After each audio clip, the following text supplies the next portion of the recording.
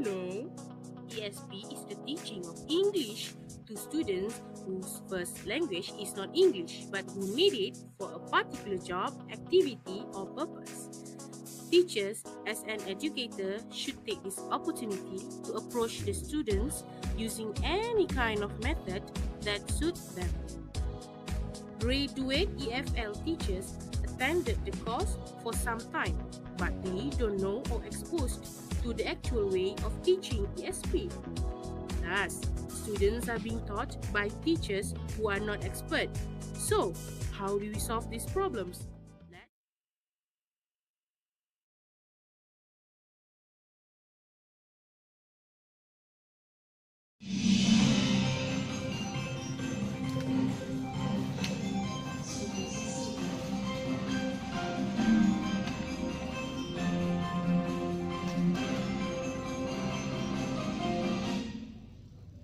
Good evening, everyone. I'm Afiqah with the English Education Report on ESP, English for Specific Purposes. For years, ESP learner had to face a number of circumstances in order to learn the language in certain scope and field. These are the current issues or the clear problem encountered by the ESP learners. Apart from that, learners' ultimate goal is to learn English in specific scope and area to help them perform well in their respective area. So today we are here with our guest, which is Dr. Faiqah. Dr. Faiqah, a famous person from Ministry of Education. Okay, hello. Hi. Welcome to our show today. Thank you for inviting me today. Okay. So, Professor, what do you think and what is your opinion regarding about the ESP program and the current issues? I think ESP program is a very good program for our country, especially we have bilingual students and so on. So I think it's a very good approach. Okay, but there are current issues relating to the training of ESP. Yes. So one of the issues I want to highlight is that nationality influences ESP training. So as we can see, for example, like Swedish students whose the first language is closer to English may need to improve their writing, whereas Spanish students they need to focus on speaking purposes. This is because for Swedish, the first language is closer to English, and for Spanish learners, they're a bit different from English.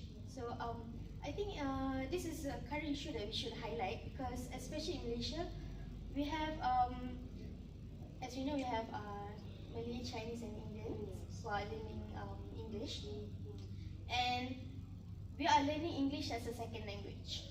So I think how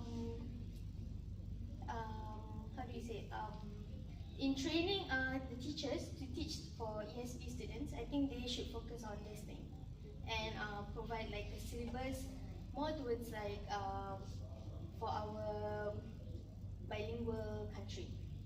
Okay. The next problem is that the concern of corpora choices to native and non-native speakers. Okay, as we can see, we have British English, we have American English, we have Malaysian English, but how to say? We cannot set a guideline. Let's say we cannot say that American English is the standard English, because when we use it in Malaysia, it's different because we have a different way of speaking English, so it's considered Malaysian English. But we cannot say that our English is wrong while their English is better. Okay, so this is the issue related to native and non-native speakers, and especially nowadays we have more native speakers, more non-native speakers speaking English than native speakers. So these are the things we should highlight in teaching ESP. So the teacher should use different approach in order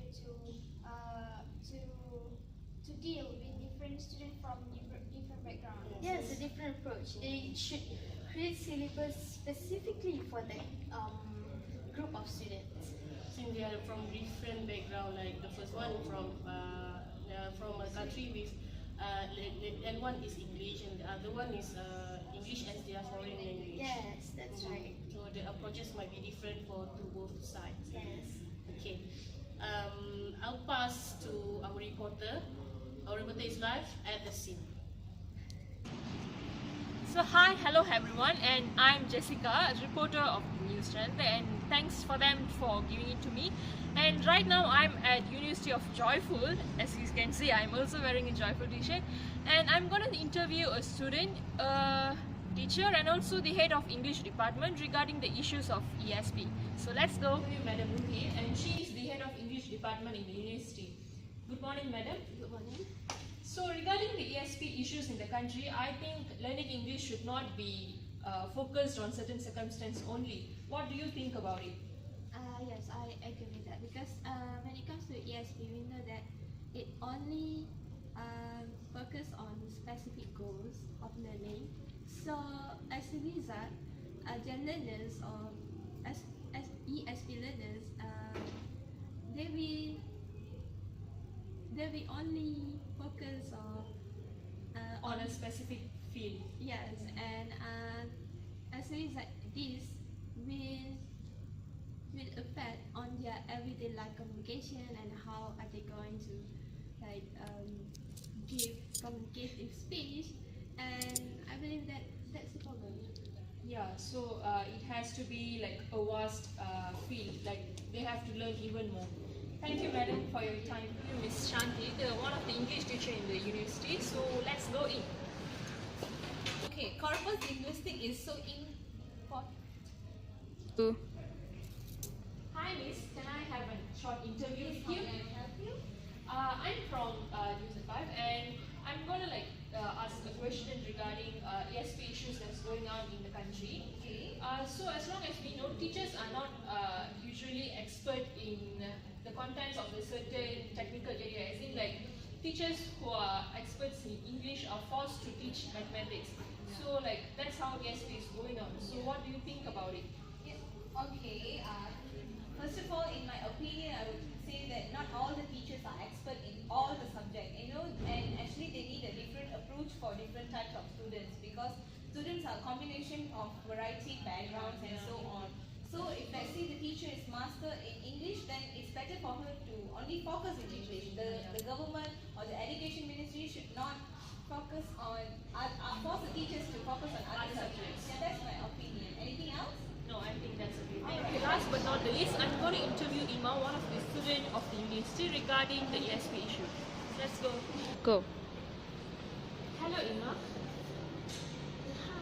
Hi, I'm from News 5, and I'm here to interview you, a very short interview regarding the ESP issues that's going on in the country. So, what do you think regarding the usage of social network and mobile learning materials of ESP in the university life?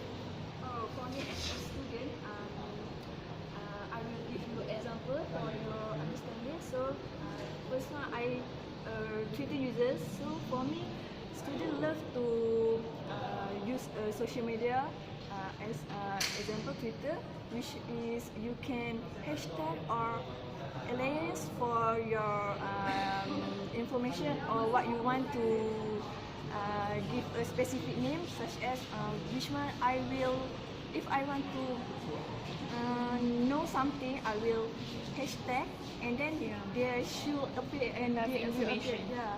So from this social media, I will think this usually students love to write short form, and then so we will prefer the vocabulary, our grammar, or like that is. They have very short vocabulary. Yeah. So automatic. As a lecturer or a teacher, we will never disagree about our short form. So we should prefer our teacher first before we use the vocabulary around in social media. So that's for my opinion. Yeah, alright. So social network has effects in the learning and all. Thank you. So I'm done with the short interviews with the people in the school. So let's get back to the studio. Thank you, Jessica, our reporter at the scene. Okay, so Dr. Faiqah, what are the possible solutions to solve this kind of issues regarding ESP problem? Okay, I have one simple solution. It's a very simple solution. I think experts in English should collaborate with content teachers to discuss on how to improve the syllabus. That's the easiest thing you can do. Okay, thank you, Doctor, for joining us today. Okay. So this issue is actually something that we must take our focus on. So in order to solve this problem, we have to find the appointed people to find the better solution on this. So I think let's call it a wrap today. Okay. With that, good day everyone. I'm Afiqah. And I'm Adibah. And we'll meet again on news at 5. Bye.